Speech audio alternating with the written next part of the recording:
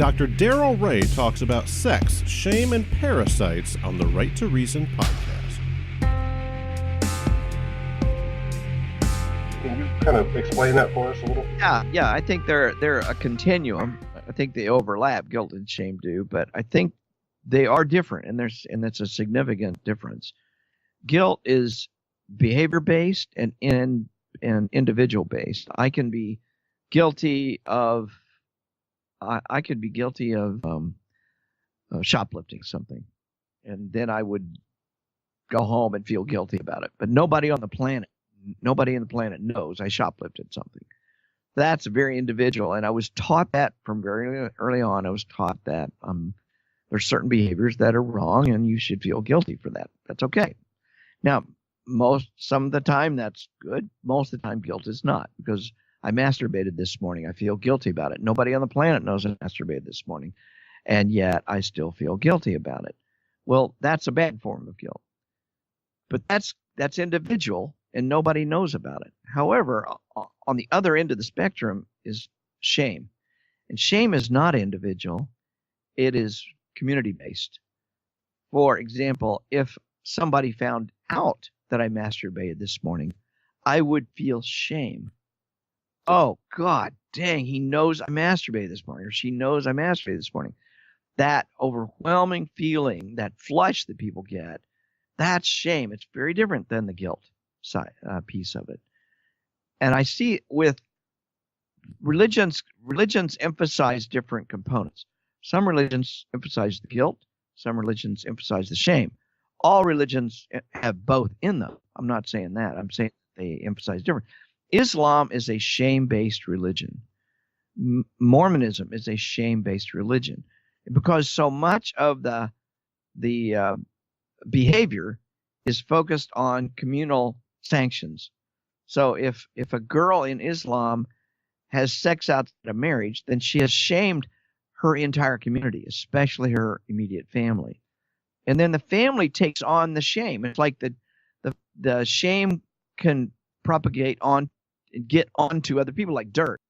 And then the family is obligated to cleanse the family of this shame. And if they don't, then the whole family can be sanctioned by the community. That is shame. Like you've embarrassed our family. You've embarrassed me as the man of the family. And so in those cultures, a girl could be stoned to death. It could be sold into slavery. I mean, there's all sorts of bad things that can happen because of the shame. We don't experience that kind of communal shame in North America mostly, unless you're Mormon. Mormons and Jehovah's Witnesses practice communal shame. And when you hear about just fellowship and that sort of stuff that the Jehovah's Witnesses do, and excommunication that the Mormons do, they pretty much kick you out, and you are persona non grata from then on in that culture. And it's because of the shame component. You have shamed us. Once you have shamed your family, then the family has to get rid of you. I mean, at Jehovah's Witnesses, they're very clear about if you have shamed the family and not followed the guidelines of Jehovah's Witnesses, once you're out, if my kid is kicked out or my parent is kicked out, I cannot talk to them. Once you're disfellowshipped from Jehovah's Witnesses, you may not have contact with that person. They can't call them on the phone. I mean, it's not just a church excommunication. You do not call them on the phone. They do everything they can to cut you off from that person that's been disfellowshipped. That doesn't mean people don't violate that once in a while. But I've just had to deal with so many Jehovah's Witnesses and Mormons that once they're out of the family, they can't call and say happy birthday, Mom. And Dad certainly didn't call and say happy birthday, or, hope you're coming back for Christmas or anything. They don't want, you are gone. You don't, what do they call it? You're not my son anymore. You're not my father anymore. You're like a cult. Well, that's what Mormons are. They're a cult. And so is Jehovah's Witnesses. Seventh-day Adventists. We should call these things what they are. They are cults. I'm sorry, go ahead. Well, what we would call major religions can be quite cult-like. I mean, the Catholics can be quite cult-like in some areas. But Catholics can go back both ways. But you look at the way Catholicism works in some places, it looks a lot like Mormonism or Jehovah's Witnesses. People that leave the Catholic Church are and disfellowship, so to speak. They're not talked to anymore. They're a disgrace to the family. I know. I grew up in a Christian school, and it was Baptist, and the level of shame that you're referring to with the Mormons, I didn't experience that, but I do remember the public shaming that they did. There was this girl, beautiful girl. She was the captain of the cheerleaders or whatever. Do they have cheerleader captains? Yeah. She's head of the cheerleaders, what have you. And one of our chapel services, and if people didn't go to Christian school chapels, it's like one of your classes, and you go to sit down in church for an hour, and then you go back to biology or math or what have you. Right. And we all sit in there. It's the entire school, and they bring her right up to the front, and she had to confess that she had had sex. Oh. Wow. And she had to confess of her partner, and she's just weeping in front of all of her peers and friends, teachers. I mean, the school counselor, and I'm using my air quotes on that. It was just the preacher, But whoever she's going to talk to about this, they're there too.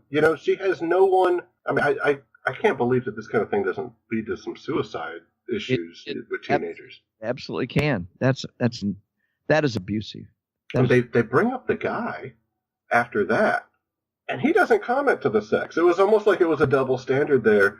It was just kind of like, it was understood like, yeah, you got with a lascivious girl. It was a totally different attitude. He confessed to he had smoked a cigarette and had a beer that night at a party, and I remember sitting there, freshman in high school, listening to these people talking, and I was masturbating. I was thinking dirty thoughts about the very girl that was up there while she was talking. But the whole time, I'm thinking, oh, these are really horrible people. I'm not going to look up to them anymore. With all that judgment in my heart that I had been trained and conditioned to feel. Right. Well, that's a great example of shame, and it shows the communal component of it. You don't really have shame without the community. Shame is guilt is I did something bad. Shame is I am bad. It changes.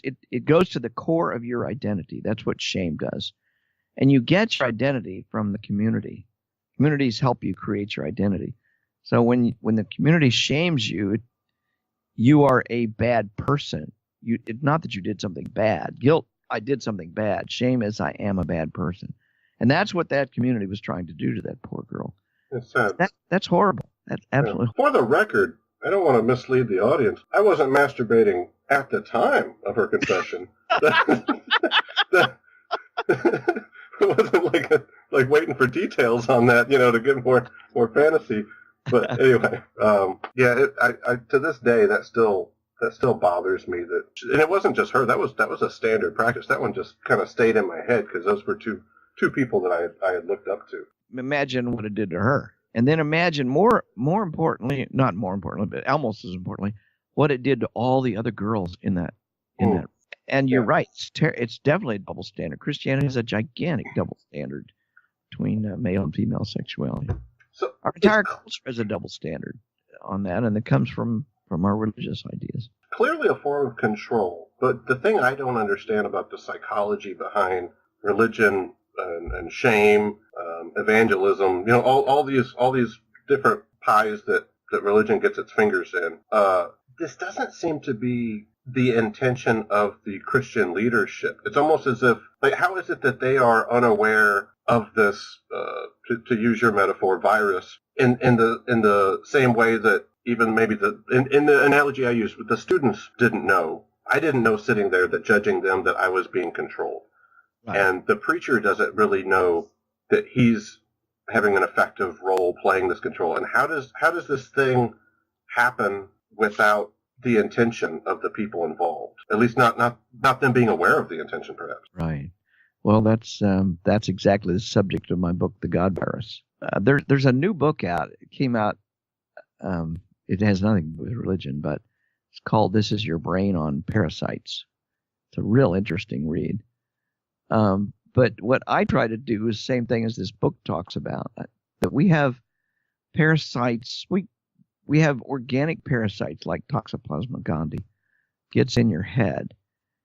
It's a parasite that gets into cats' brains, into cats' guts, I mean, and gets into rats' brains. And when this parasite gets in the rat brain, the rat changes its behavior. Changes behavior in a very radical way, but a very simple way. The rat is scared to death of owls and predators, but when it gets this parasite, the Toxoplasma gondii, in its head, then the rat loses its fear of cats. In fact, goes around and prefers the smell of cat urine or cat pheromones. In other words, the rat's going around seeking cats. Now, why would it do that? Because it wants to be, the parasite needs the cat gut to reproduce in. So the cat then eats the rat.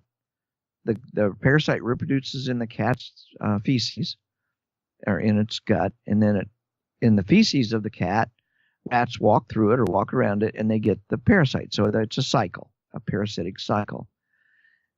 So there are lots of parasites out there that have a direct impact on our behavior. Parasites control us.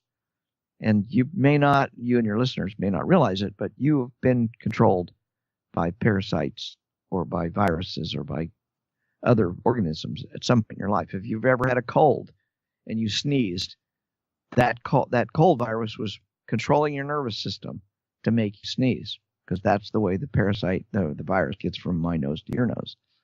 So we have this notion that we control ourselves, but no, we don't. Lots of things can have impacts on us, and we now know that there's lots of intestinal parasites that have direct behavioral consequences on us, on our pets, and other places. So I use that metaphor of a parasite to show that when you have parasitic memes or parasitic ideas like religion, that parasite gets in your brain. Well, the parasite, you don't know that you are infected with Toxoplasma gondii. I mean, I'm looking at you right now, Robert, and you could be infected with Toxoplasma gondii, and I would never know it, and you wouldn't either. And yet your behavior is being influenced by that organism. In fact, there's some evidence that when humans get it in their brains, it causes behavioral problems. It makes them more, for example, makes men more neurotic and women more risk-taking. I mean, seems to be some real psychological consequences to having this parasite once it gets into your brain. Now, it doesn't always get into your brain. I mean, that's its goal in a rat. It doesn't want to get in a human brain. That's quote want, I'm using that metaphorically.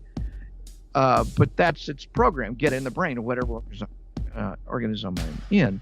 It doesn't propagate inside of us very well. And so it doesn't, but it is still potentially dangerous to us. That's why women are told to stay away from cat litter when they're pregnant, because it can really screw up the fetus. It can really screw up stuff in pregnancy. So if you understand what's going on, I told you early on that we, at 3, 4, 5, we're being infected with these notions of religion, and they're very deep. Well, that's getting infected with a parasitic notion, a parasitic idea. Whether if you're being raised Catholic, then you're being raised with the parasitic meme or parasitic idea of Catholicism. And they have different behavioral impacts on you than if you're getting infected with a Baptist or a Muslim or a Mormon. Each one of those parasites impacts your behavior different, but you are equally unaware of it. The Mormon in Utah that has no exposure to anybody else has no idea is being controlled by a Mormon parasite. They have no clue. Music brought to you by aloststateofmind.com. Find the rest of this episode and many episodes just like it at therighttoreason.com.